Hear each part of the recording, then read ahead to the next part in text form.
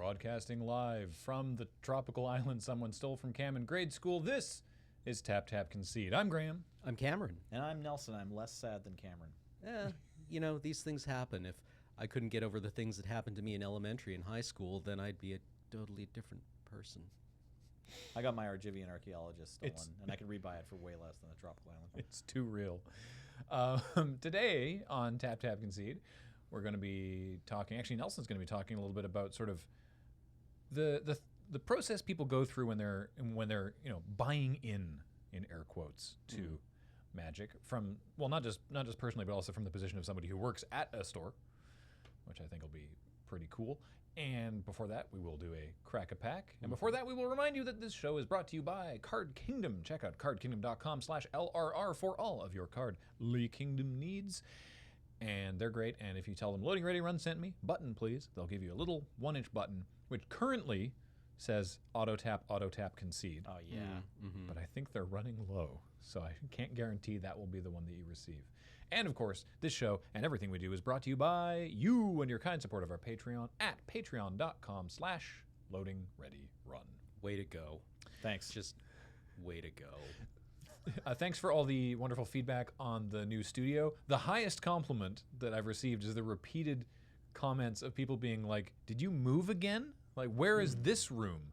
And it's like, yes, we renovated. We're in the same physical space and location. This is exactly where we used to sit as well, in the room that was designed to podcast. Actually, I think I used to sit here. Yeah, Ken used to sit further back. Here. Because now we have an angled table. Last time on Tap Tap was still like in the week that we did this renovation. And so this table that we built, well, that James and Beej built and Beej and I designed, wasn't here, and the lighting wasn't final and everything. But now we're here and we get to, this is actually really pleasant. I feel like I can see you guys much more easily. How's it going? I like this a lot. It turns out I look like this. Do you still want me on the show? Oh, sure. Yeah. That's a good point. I don't watch the show, so Luck. who knows what you look like. Yeah, I don't watch any of our content. So who has that time? Yeah.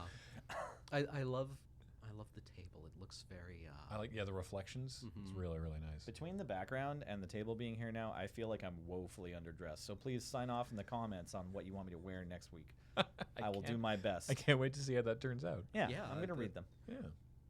So let's get into a crack-a-pack. And I guess, I wonder how rolling the dice is going to sound on this table that the microphones are now attached to. I'll just throw it on the carpet. You know what? Try it on the table for once, and we'll, Paul can give us a stern look if it turns out that it's an awful idea for future. Brace yourselves. Go for it. Ooh, I bet that sounded real bassy. Yeah. 14. All right, 14. Let's go through the crack. Ooh, what the? Okay, 2. Ripped 4, specifically to the headphone 6, users who have the bass booster at the back of the neck, I guess. 13, 14. Well, this is a pack. Hopefully they braced. In English, for a refreshing change of pace. Oh. This is a pack of Born of the Gods. Right. This was given to us by Cassie13. It doesn't say where. I assume mail time. They labeled it themselves with what looks like some sort of butterfly washi tape, which was very nice. So yeah, let's get into this pack of Theros block. Is this the worst set of all time? Wow. Thanks for the pack, Cassie. We really appreciate it. Appreciate it, Cassie. And we're going to enjoy opening it. I mean, I was going to say there's something. no way. I'm sure it right? cost you the same amount of money as all the good packs. It can't be the worst set of all time, right? Homelands has like a third card now that people like because of new Defender cards that have been printed. One? What? Wall of Kelp is from Homelands, right? Oh, okay. Like makes Defenders Yeah, every 'cause turn, and then your Homelands- Arcades draws you cards. Well, Homelands had the counter spell that puts it on top of the library. Memory Lapse, Memory and Lapse. Arrows. The Serrated Arrows. Merchant Scroll. Merchant Scroll. Yeah. Right. And this has like Brimaz and Courser. Okay, Yeah. surely there's one other card from the set that was Actually, relevant. the one right on top. I was gonna played in say. Standard a bunch, and possibly is Modern. Okay, I don't know. Maybe. So the first card is Satyr Wayfinder. It's 1 and a green for a 1/1 that says when Satyr Wayfinder enters the battlefield, reveal the top 4 cards of your library. You may put a land card from among them into your hand and put the rest in your graveyard. So that was useful for, well, I mean, in this case, it was you wanted stuff in your graveyard for... Is it Burial Rites still around? I'm trying to remember what the format I'm trying to think was. What was before and after Theros? I'm trying to think of it in limited. Definitely Ravnica, right? There was a green-black... Return to Ravnica, then Theros. Yeah. Then Innistrad. Yeah. Is that right? I have no idea. Didn't the Green Black God care? Didn't Farika care about Graveyard? I used to have it all memorized. And was now a there's been so many Golgari- sets, I'm having a tough time. Yeah, There was a Golgari Golgari graveyard Uncommon, deck. Or yeah. Because I remember I remember playing some sort of. I mean, that's why this thing existed. I take so. it back. It's not because there's so many sets. It's because we're all old now. Yeah. Faragax Giant is 4 and What's a his name again? Faragax Giant is 4 and a red for a 3/3 with Tribute 2. I would never have remembered this mechanic if pressed. It says, as this creature enters the battlefield, an opponent of your choice may place 2 +1/+1 counters on it. When Faragax Giant enters the battlefield, if Tribute was not paid, then Faragax Giant deals 5 damage to each opponent. So basically it's 5 mana for either a 5/5 or a 3/3 and your opponent takes 5. It's a pretty cool, flavorful mechanic. Mm-hmm. I didn't put it on any good cards. I was going to say, There's Fanatic of Xenagos. flavor-wise, that is a really cool mechanic. Yeah. Yeah. Like, there's Huh. Fanatic of Xenagos, I- but it was... The card's just a bit of a flop, you know? I do enjoy the huge variety in ancient monsters, where sometimes you get like a Hydra, which is like a ball of snakes that regrow, and Yeah. it's kind of interesting. Or sometimes it's just a really big dude. Yeah. With a really big rock. A big dude with Hey, sharp upper arms. You remember Ted? Yeah, that guy was like 6'6". What if he was just a little bit bigger? That's really messed up, man. That's not cool. Like 6'10"? No. no. Bigger. Yeah. Retraction Helix was great. Oh yeah. Single Hey. blue mana for an instant. Until end of turn, target creature gains, tap, return target non-land permanent to its owner's hand. So you could cast it. You would cast it on your own creature. You'd trigger your creature's heroic ability and get to bounce something. You could do some shenanigans with this card. Well, there was also an interesting standard deck that used this with the inspired mechanic. I want to say, didn't it? Or no, there was. Inspired was the when a creature becomes untapped. Yes. Yeah, so you'd use this to tap your creatures without attacking. Okay. But there was a Jeskai deck. There's Really? definitely there was a deck that top-aided the Pro Tour of, I want to say, Khans of Tarkir, playing Jeskai Ascendancy, Retraction Helix. Hexproof creatures were the best, so Sylvan Caryatid from Theros. Mm-hmm. And then you would tap your Sylvan Caryatid to bounce. Shift a little bit that way. Sorry, That was okay. bounce something that let you cast a spell again, like bounce your own thing.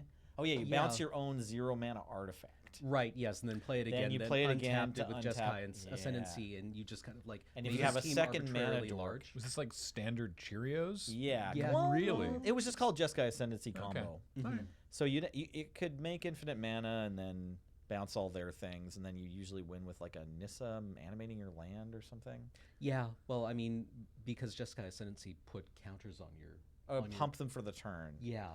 So if you had a Oh. creature that could attack, then Mhm. you could just attack them, because you can have infinitely large creature. Well, not infinite, Arbitrarily large. arbitrarily large, because you have to loot every time with Jeskai Ascendancy. I think you do. Paul, can you pull up Yeah. Jeskai Ascendancy? We're having It difficulty was a pretty remembering this complicated card. deck, actually. Mhm. Yeah, it was like it was a deck that like the pros had to find. It wasn't like Theros or Born of the Gods came out and immediately everyone was like, oh, it would have been Constark here came out and immediately people were like, oh, you can definitely make a combo deck with this card. Jeskai Ascendancy was blue, red, white for an enchantment. Whenever you cast a non-creature spell, creatures you control get +1/+1 until end of turn. Untap those creatures. Whenever you cast a non-creature spell, you may draw a card. If you do, discard a card. Mm-hmm. You can So- win on turn 2 in Modern with this card actually too. The combos evolve to be like first turn Noble Hierarch, second turn Jeskai Ascendancy, cast your free spell that untaps your mana dorks, and now you're playing cantrips and you're just like Wow. chaining cantrips into each other and then eventually Okay. attacking for lethal with one Noble Hierarch. Hey, who likes elk? Me. Check out this great heart. It's 2/4 for 3 and a white. Hmm. If it had reach, it'd be my favorite card. Neat. Yeah. You know Great what? art though. Yeah. Also, mainly here for the flavor text. Yeah. But what if it was a 0/2? Here's the weight of the underworld is 3 and a black for a creature enchantment. Aura, the enchanted creature gets -3, -2. Turns out this was actually very playable and limited.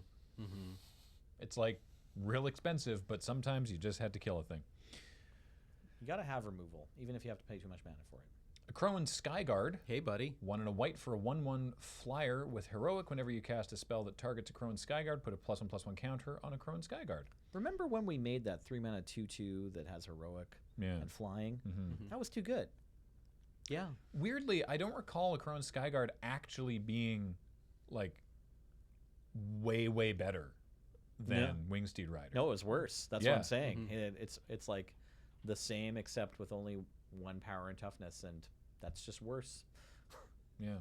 Wingsteed Weirdly.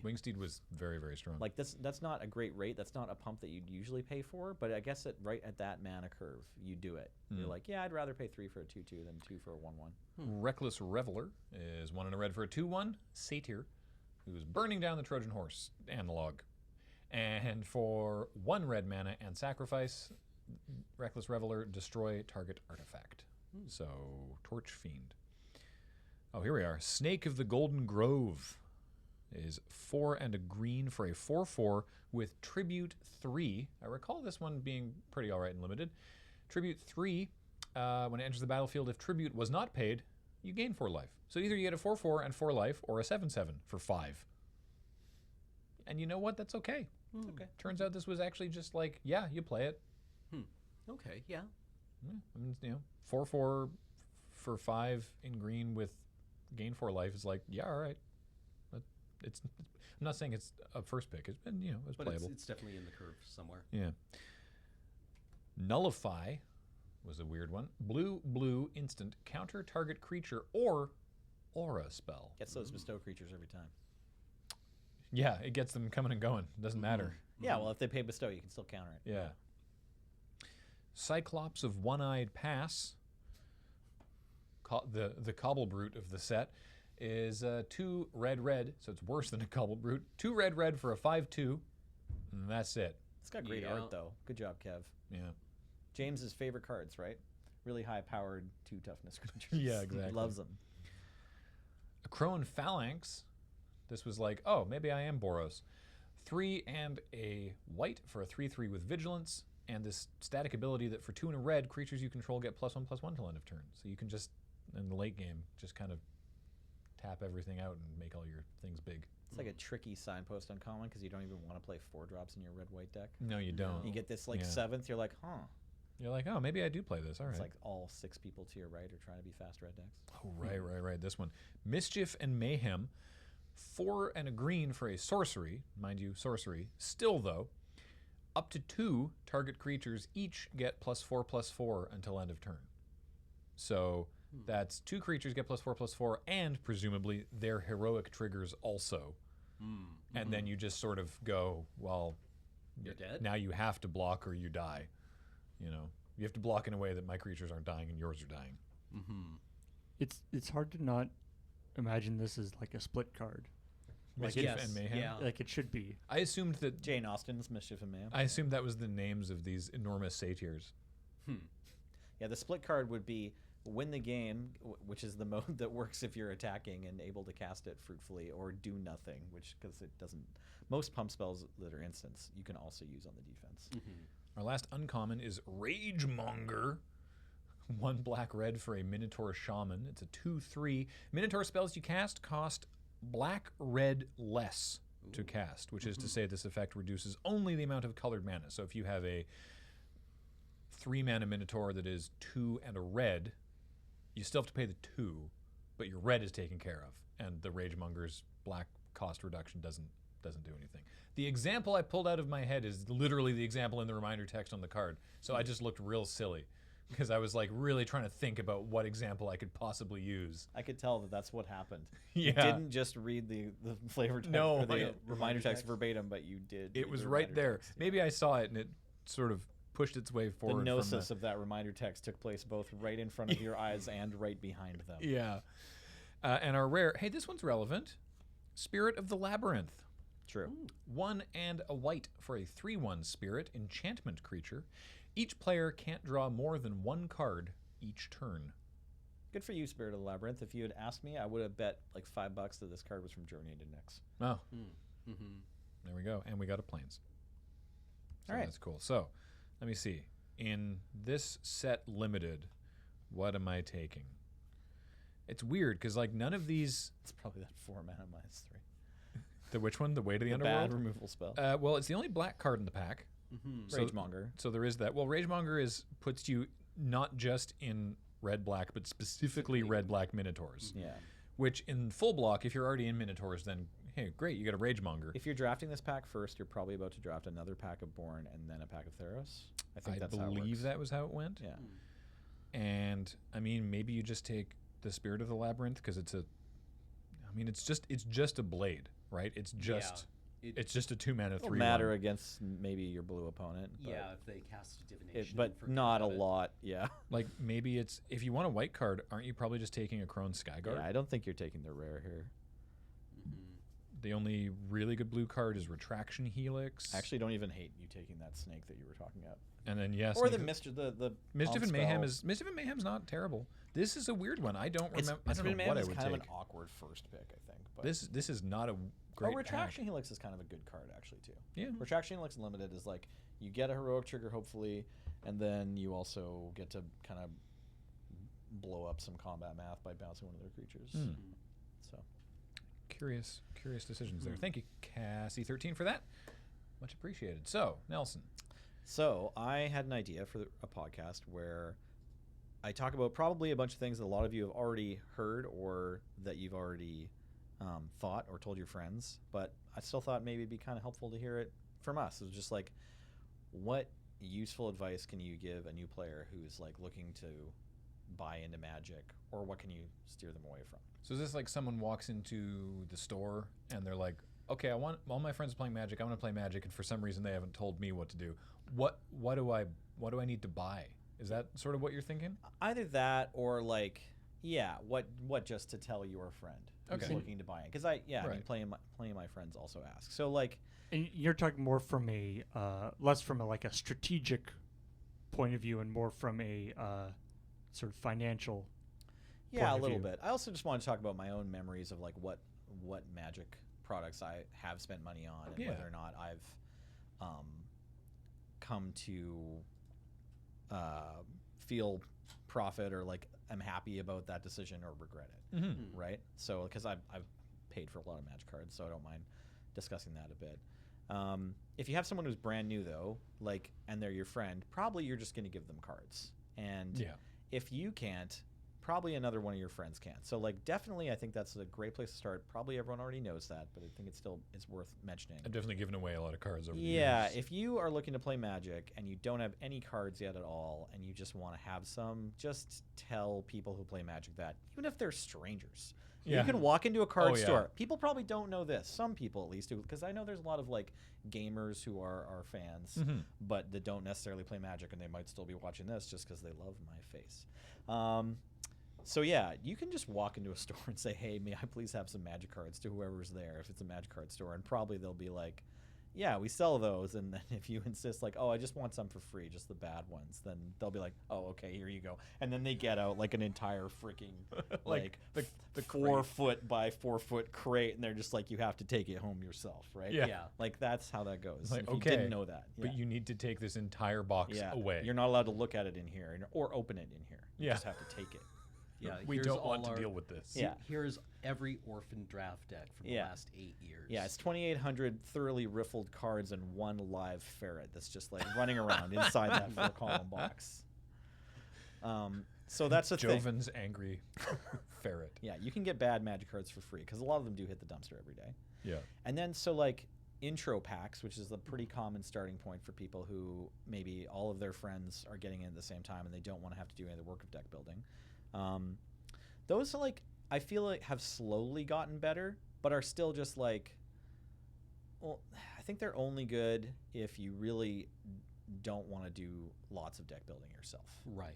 because they still require a lot of work. They have a bunch of bad cards on purpose, Mhm. but if you really, what you want to be doing is like playing casual games, they're still a pretty good pickup Mhm. because they have a reasonable number usually of cards you can like resell or end up using in other decks for your $20 or whatever it is you spend. And then they also are just ready to go. They're made and they're going to be a deck that works.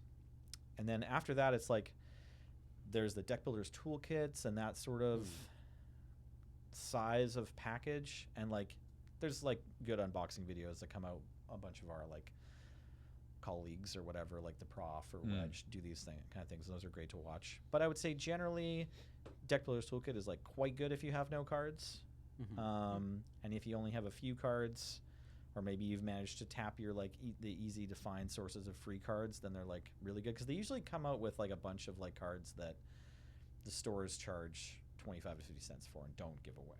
Right. And they're like, they just give you like 4 of them sometimes or whatever. Right. The Vampire Nighthawks and maybe not Path to Exiles, but maybe Lightning Bolts, that kind of thing. Right. Of whatever set is out. The staple burn spell at common. Yeah, right? Exactly. You're going to get those, and you might actually have to pay for those. Yeah, and then from there, it really depends, and you'll know this already, but it really depends what your play group is doing and how you want to buy in.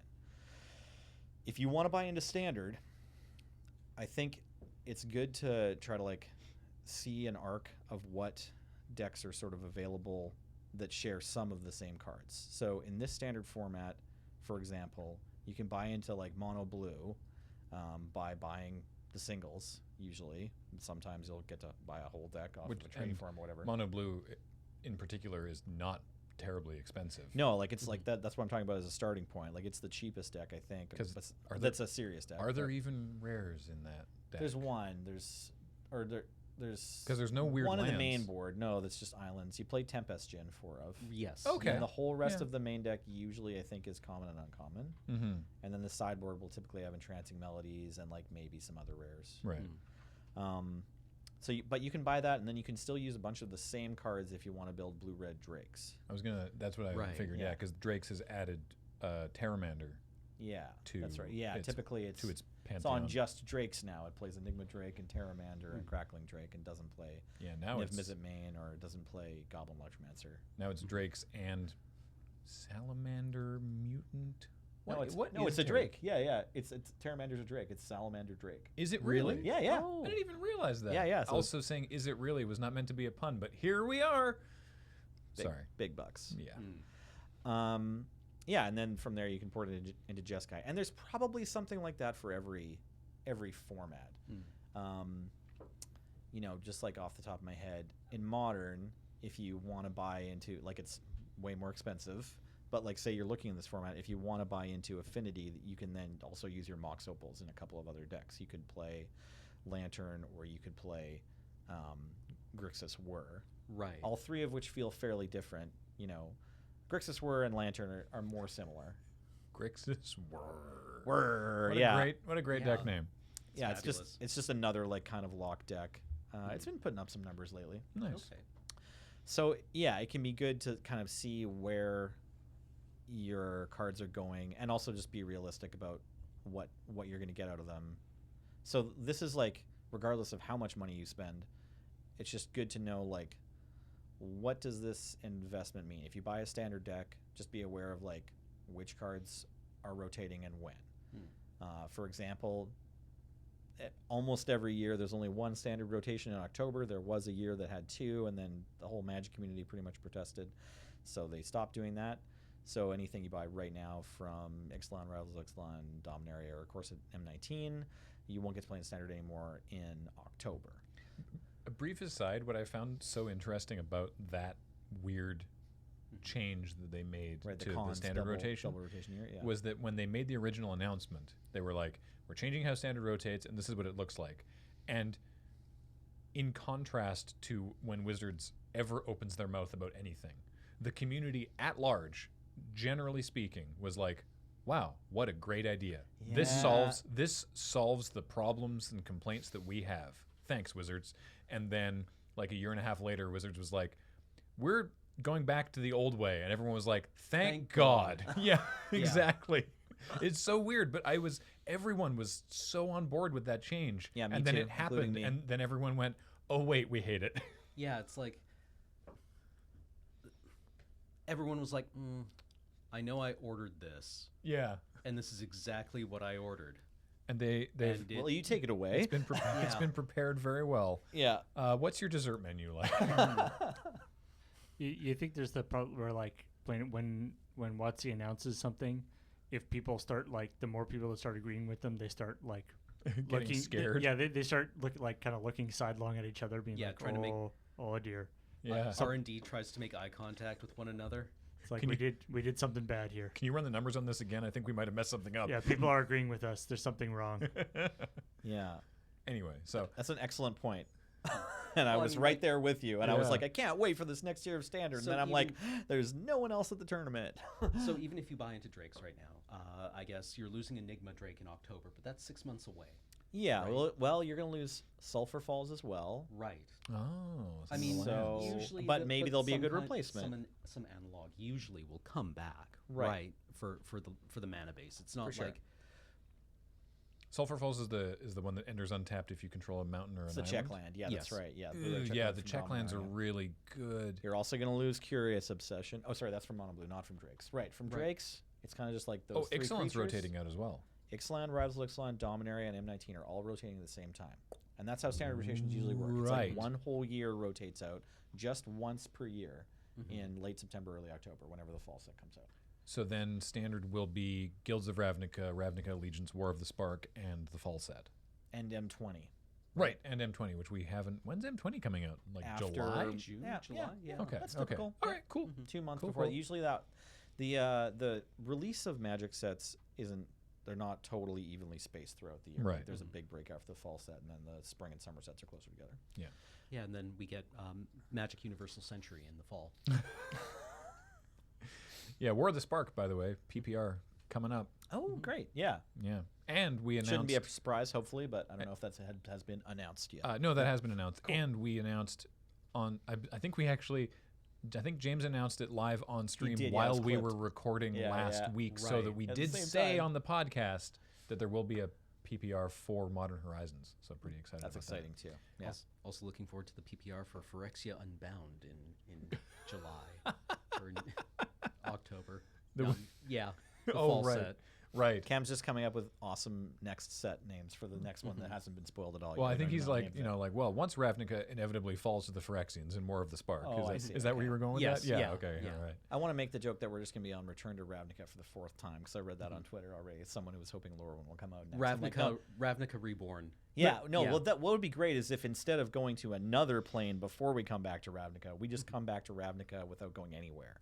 Yeah, it's like, You know, it's like we go to M20. Now it's like the- winter. The general set, and then in fall, Sam could do another Colors of Ravnica video Yeah, in the fall, but it'll be Wizards of about the winter. Coast presents the Division 3 Ravnica, Yeah. right? Yes. Okay. So, sorry, back to We're what talking about you were buying talking cards, though. Yeah. Yes. Yeah. Well, you also We're wanted trying to to. talk about sort of how you Yeah. initially bought in. Yeah, so I talked a little bit about products just now and expectations and managing what you're going to get out of your collection and being realistic with yourself and trying to look at your play habits. And that kind of segues into like the first thing that I did when I got into competitive Magic was think that I was going to draft my way into a standard deck. And I did this for about 2 years before realizing, okay, no, I don't have a standard deck here. I just have a whole lot of draft chaff and like 2 good rares. Yes. And that was after 2 years of drafting once or twice a week, I would say. Now, some people will draft way more than that, or if you can, have in mind exactly which standard deck you need and how soon you need it, but it's going to be less than 2 years. So Right. but I also have met since then a couple people who are like trying to build their collection for a format through draft, and it's like, well, Pauper might be that format, but probably not even. Probably the only thing you can draft your way into is like cubes of the formats you're drafting. That's, you that's a see- realistic goal, and those can be fun. Too. Yeah, I also had the dream of drafting into a deck I wanted to play in Standard, and what I wound up with was like 12 of the the divinations that are okay, right, but are also 5 cents. Yeah. Is Saddleback Legak good in standard? Yeah. I don't know, but it's fun to say, and I have 40 of them, so get them out of my house. That sketch came from a powerfully real place. Yeah. Yeah, I liked was that the same one where you had the cowboy hat and you were like, Yeah. yeah. It's like I if- also enjoyed that episode of If Friday you Nights. Yeah. come over to my house, if you look at a card, you have to take it. Yeah. Okay, so I'm just here to say don't do that. Yeah. Or try to be realistic about it. Like at a certain date or something, do you need your standard deck by that? And like if you're waiting, if you're waiting to pull the trigger on buying some cards until you finish some drafts, that's smart.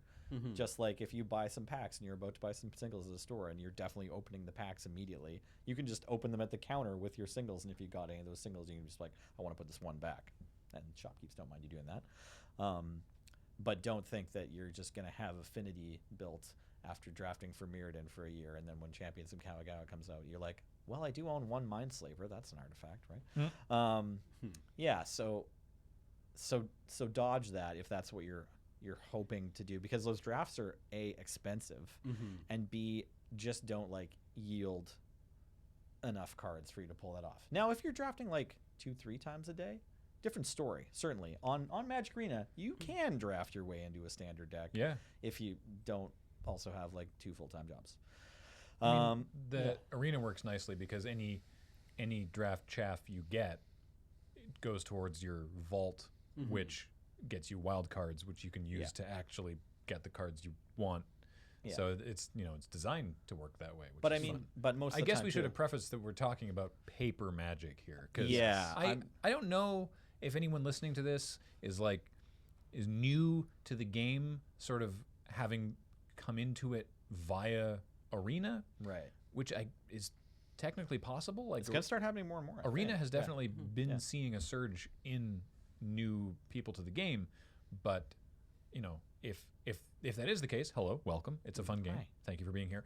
But we're talking about paper Magic. When we got into it, after, as has been documented and fictionally documented, by playing in the lineups at PAX with the little 40 card, 30 card starter. Those are also free, and most stores have them for you. Starter kit pack things. Yeah, intro decks. Intro decks, thank you. Or they're called welcome decks. Welcome now. decks. Half of a deck is a welcome deck. Right. Yeah, because it's like 30 cards usually, or it might be 40. But we didn't. It was the concept that formats existed was alien to us. We were like, oh, you buy the cards and you build a deck and then you play it and it's whatever cards, and like the idea that, I mean, Jeremy knew. This is Jeremy Petter, not Jeremy White from North 100, because he had played more seriously and more recently than most of the rest of us, and so he sort of understood that. But the rest of us were like standard legality, no idea. So we were just get whatever cards, and we of course, and I think this is in an episode of Friday Nights as well, that we laid out these sort of ground rules of well, to make sure that no one's getting an unfair advantage. We can only buy, it was like 2 packs a month or something. Right. We'd set this, I don't recall the exact terms of it, but we definitely sort of laid a ground rule of how many packs people can buy so that the decks don't get too out of hand. and then every single one of them broke it. It was rad. Well, because it turns out that we're now, when we played Magic originally, it was getting $4 for a pack was a big deal. And now it's wait, we're adults. We can just spend a ton of money on this if we want. Yeah. And it got to the point where several people were sort of I want to get more of these though and do other decks. And I just learned about this thing called Commander. And now suddenly I know about Standard and have strong opinions about net decking. Right. Which was a problem for some I feel people. like there's an arc that a lot of new players go through. Yeah. Right, where it's no, this is a casual thing. I'm not even going to sleeve up. Yeah. It's well, maybe I should take care of these cards. But, I'm not going to net deck because I feel a large part of the hobby is brewing for yourself. Yeah, that's antithetical to the spirit of the game. I'm not here to win. I'm here to enjoy myself. I enjoy winning. And that deck looks fun. I'm building that deck. Yeah, that's actually a cool interaction that I like. I didn't win my think of last game, myself. and I did play one of my own brews. Maybe in my next game, I'm going to play something different. Right. Yeah.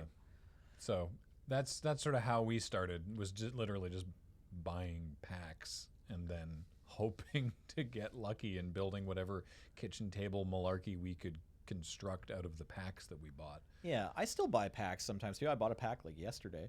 I don't know. I got a Sulfur Falls. We were just talking about that. I should say I don't know what my mid game was. That your collection. Yeah, that was my early game. Right. Right. The current state, which I'm referring to as the late game, is I will draft and I will take the rares and the relevant cards and walk to a dealer's table and try to sell them back, and I will leave any card I don't care about on the table or give it to anyone who happens to be passing by or has an open hand within arm's length. Right. But I don't recall what my mid-game was like. You were coming to F&M every week for a little while there, so you probably had Yeah. piles of like a couple projects or at least draft that you thought was going to turn into something, and maybe Yeah. like a real standard deck and a real commander deck. I remember that. You Well, had a standard deck at one point. I so You did. probably the problem is that took I some time building didn't. that. I didn't even. That was when I was just sort of learning about standard, and it was sort of like, oh, okay, I understand which sets are legal in standard. Okay, cool. Yeah, I'll make a standard deck. And like Zendikar was legal, and I made a Terra Stomper deck, and it was just like big green whatevers, and I just made my own deck. The problem is, if Zendikar was legal, then also Worldwake was legal, and John Rickard would just be like, well, I play Jace and bounce your Terra Stomper. What are you going to do about it? And I'm like, well, this sucks. And so that's The answer when, was to buy 4 Jaces, but that's not what Graham did. no, this is, trying to get into standard as a very, very novice player when Cawblade was like the thing was, it wasn't great. Yeah. So that's why I was like, maybe I don't like standard. And Johnny now, was actually pretty cheap. As That's a real true. Deck. Yeah. now I just But don't. very net decked. Yeah. Yeah. Now I just don't have time to sort of like follow the meta and maintain a deck. I've been doing a little bit more on Arena because it's easier than like getting all the cards God, together it's so and easy. building the deck and Just the physical time of building an arena deck. yeah. Well, I just copy it from Yeah. Goldfish and then I click the import button and suddenly the deck is there telling me I don't have enough mythics. Yeah. So But it's way faster. Yeah. The same can be said for Magic Online. But even it's funny, Magic Online has a different system. I mean, yes, as a secondary market as well too, but even just having a different system for managing your collection, it even feels more cumbersome because you're like, how many of this do I have? Oh, I only have 1. Oh, I only have 2. I have 47 Saddleback Legax. That's neat. It's neat that I have 47. It's like, I must have oh, drafted that set a lot. how many Yeah. Terrarians do I have? I have 314? Neat. Whoa. That's neat that I have those. That's Okay. a lot of Terrarians. But yeah, Arena is great for that. Obviously, has other problems. Okay, so you're not sure about your mid game, but probably what happened was you ramped up spending on Magic on like random packs and drafting and your standard deck until it got unhealthy or exploded or you just had a kid and times changed. But it's possible that can happen too. No, I definitely got to the point of not bringing home all the draft chaff Right. well before we had Penelope, and it was definitely sort of I think it was just sort of like lots of buying packs and opening them up and seeing what you get, and I think we might have like gone in on a booster box at some point. Yeah, and- I remember. I think we split a box of New Phyrexia. Yeah, I think it was just more interesting than buying the singles, and especially because at that point I was not really interested in standard. I was just like, oh, I'm just going to do a bunch of drafting, and then if I need to build a commander deck, then I will, go down to Yellow Jacket or order online from our sponsor at cardkingdom.com, who, again, we legitimately use for real, and I'd just go on and build the deck there and be like, I'll just order all these cards for this wacky commander deck I've decided that I want to build. Right. I definitely went hard in commander. I think that's sort of what happened, and then just ended up buying a lot of singles. And so you probably still have most of or all of these commander decks together. Oh, you I think, have or- a lot of commander decks Cool. just kicking around. Yeah. I've played most of them on Friday Night Paper Fight, I think. I I haven't just know Ben makes decks and things get moved around, so I'm curious if they're still together, often but they're mostly still staying together. Yeah. on a commander night it'll be like 3 decks that Ben has built for the purpose of that stream, and then me with some sort of jank I've pulled out of my drawer. Sweet. Yeah, I still have one I haven't played on stream, which is the Glissa the Traitor Infect deck, and it's bad because if you're the only person playing Infect, you're basically playing your own sub game while trying to fend off 3 people attempting to kill you, and it's I wouldn't recommend it as a gameplay It experience. sounds okay for commander. You just have to know starting the game that like, okay, I need to be the second, or I can't be the first person dead. Yeah. I've got to play my hand to just wait until one person dies. Then I need to try to then make it look like I can't kill either player, so one of them kills the other one, and Maybe then that I should can be my infect them. maybe that should be my strategy. I could move the land base back from my sapling of Kolfanor deck and see if that infect deck is even remotely viable. You definitely can't be a deck that's like, I'm going to kind of do my thing and kill everyone in this No. commander game, right? Yeah. Any pump spell that also gives trample would be good. There are a few. Yeah. I'll help you later. All right. Cool. Yeah, we'll workshop it. Yeah. Sweet. First off, get rid of Glissa, replace her with a Traxa. Yeah, Now, exactly. Now you got an infect. Take out all your creatures and turn Yes. them into card drawing counter spells. Yeah. Win with this one Celestial Colonnade. Okay, so I wanted to jump in there with like talking about the mid game of opening up lots of packs and like getting a windfall of money that you can spend on Magic or winning a tournament and getting a bunch of packs. It's like opening packs is almost always going to be worse bang for your buck than buying singles. Yeah. Graham mentioned it's more interesting. Yeah. That's because you're playing a lottery. Those are fun, and you just want to know that what you're spending your, hard-earned money / prizes or store credit on or whatever is like fun for you to open packs with the chance of getting a card you might need for your deck. And this is why there's this running gag with Marshall where it's, where he hates packs being opened for, quote, no value, which we joke about on Friday nights as well. Yeah. For like, you're missing you could be using them to draft. Somewhere you a could be pack using them is to play being sealed, opened, yeah. right? yeah, the randomness is part of the value of the pack. Yeah, exactly. And there's something to be said for like, I want to buy this pack and keep all the cards in it, and I'm just going to open it and see what cool rare I get. But yeah, if you do want to open packs, if you and your friends want to buy a booster box, why not draft them? Yeah. Like if you and one friend want to split a booster box, you can That's 3 sealeds. yeah, you can still be like, hey, 4 other friends, let's do a 6-person draft. Me and so are keeping all these cards. So let's just draft them for fun. There's that. But yeah, as you say, it's, Or you can just seal with your friend 3 times. yeah, exactly. It's Yeah. generally going to be better to just get your singles if you're looking to play constructed. Yeah. So, but that's kind of like an extension of the like draft into standard thing. It's like if you're looking to build a deck, like aiming to open up a whole bunch of packs and then like trade the cards around that you got in the packs for the ones you need. Like, it's a bit of a pipe dream, and it will occasionally be cheaper if you get lucky on the packs. Like that can happen. Didn't someone do something similar to like that one red paperclip experiment? Where Yeah, they were there was like, what did they start with? they started with a deck, I think. I thought they. Or maybe just trading. Sorry, there's a couple Yeah. stories I'm thinking of. Someone opened up a pack of like M14 and then traded into a Black Lotus. Probably like that's the story, I think right? that's Yeah. what Through happened, little yeah. trades and people giving them things, and then like Just I like don't know if it's real, small, yeah. small edges but of there was trades.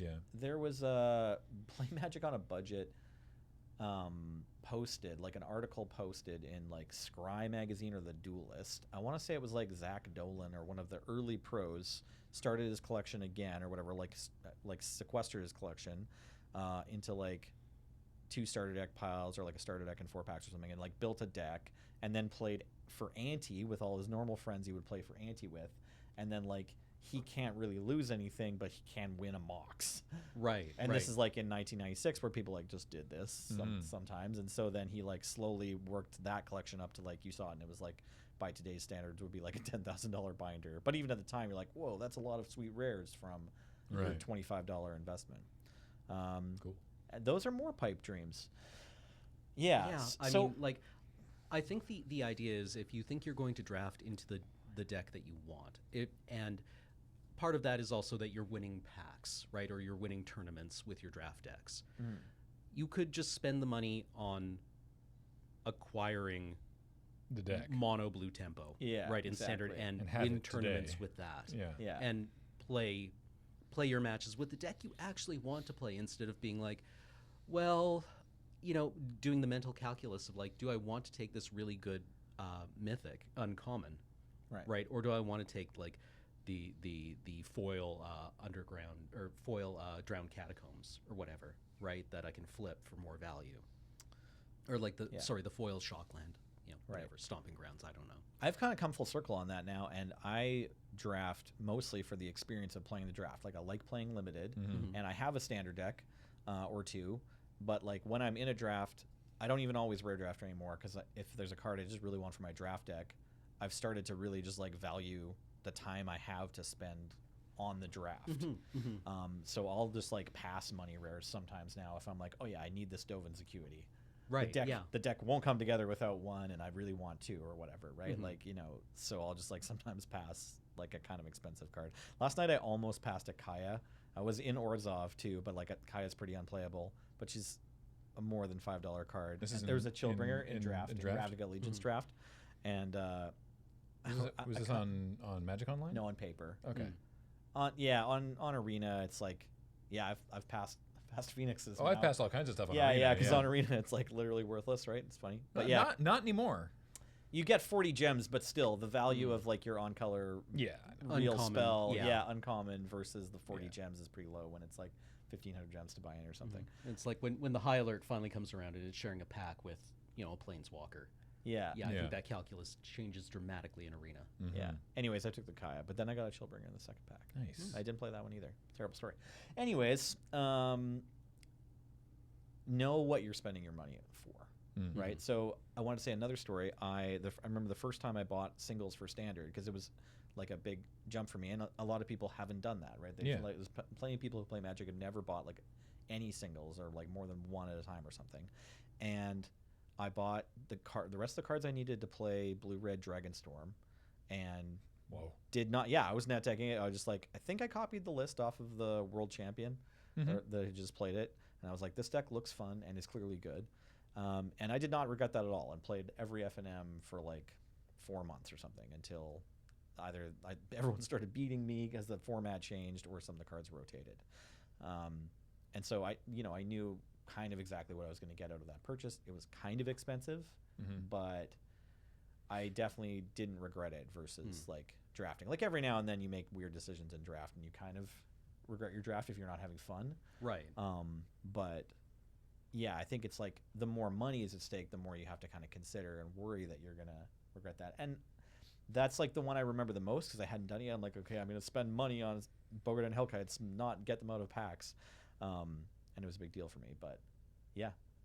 Since then, I can't think of any singles I bought that were like really a bad idea. You know, as long as you're putting them into a deck, probably like you were just saying, you've just still got all these commander decks together. Yeah. Right.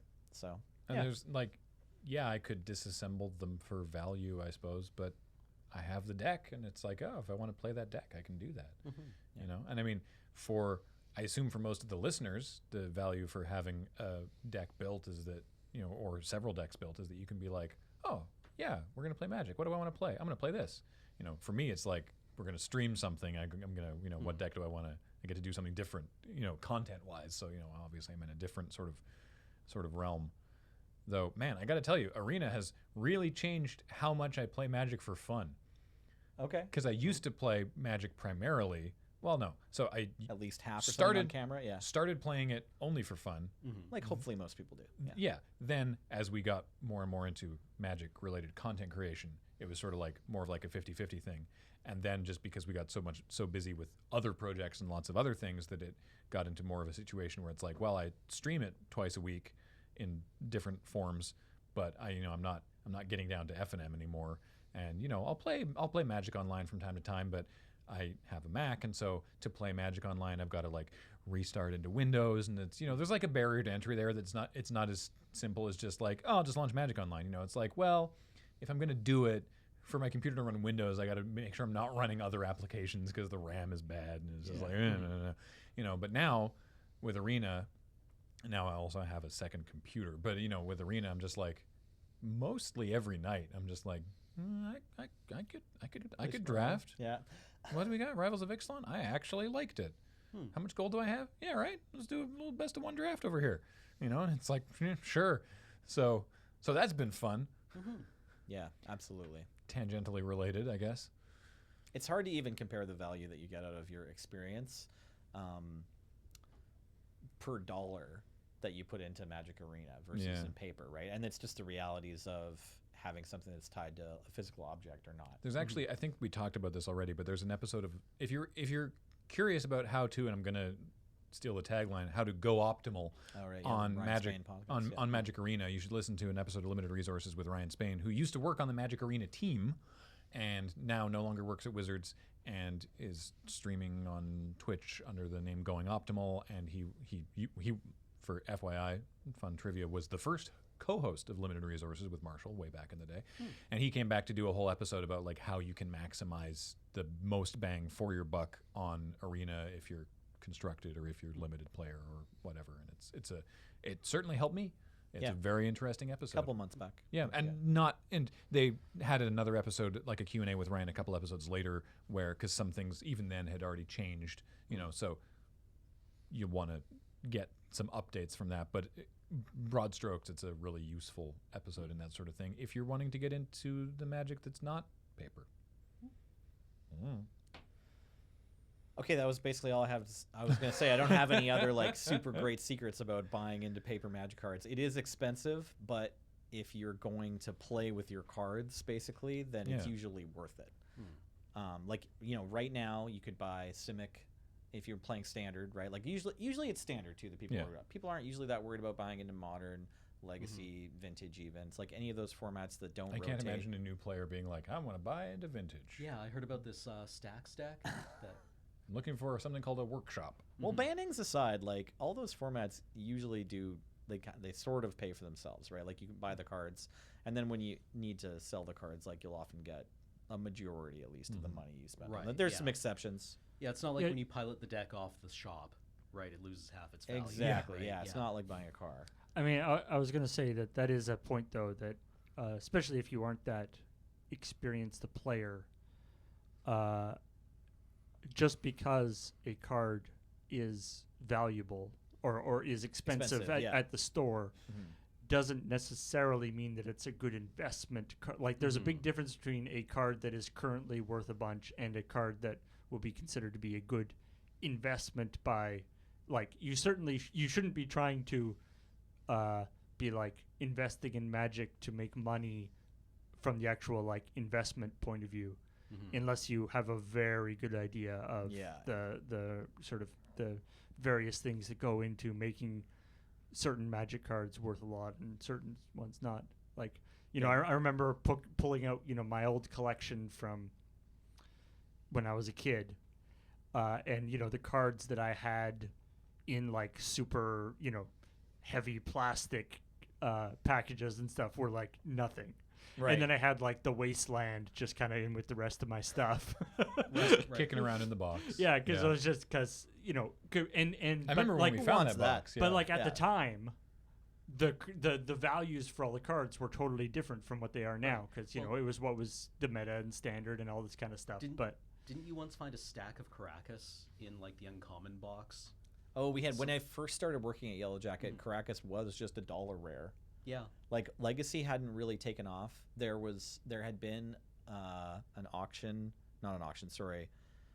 Or yeah, it was like an auction. It was a draft. That's how we ran it. But it was like everyone who wanted a slightly to moderately played revised duel was going to show up at YJ at a certain time, and then there would be a pick order for who gets to buy which ones, and they were all just like $20, and we had just gotten a collection in of like 10 or 30 of them, something like that, and so everyone who wanted to buy duels could, and I was like, whoa, they're spending $20, and like, you know, I was working at the shop at the time, so I'm like, that's not too much money anymore from versus like when I first bought a Bogart and Helkin, I'm like, I don't know if I should spend this money, but it was still just like, that's expensive for a card you can't play in standard, which was like the format I kind of cared about the most. Right. So I'm sure I've told this story before ages ago. And Caracas was like worthless compared to Underground season then. One of my favorite sort of early in my Magic career things was we were driving back from PAX West, or PAX as it was in those days. And were you in the car with us?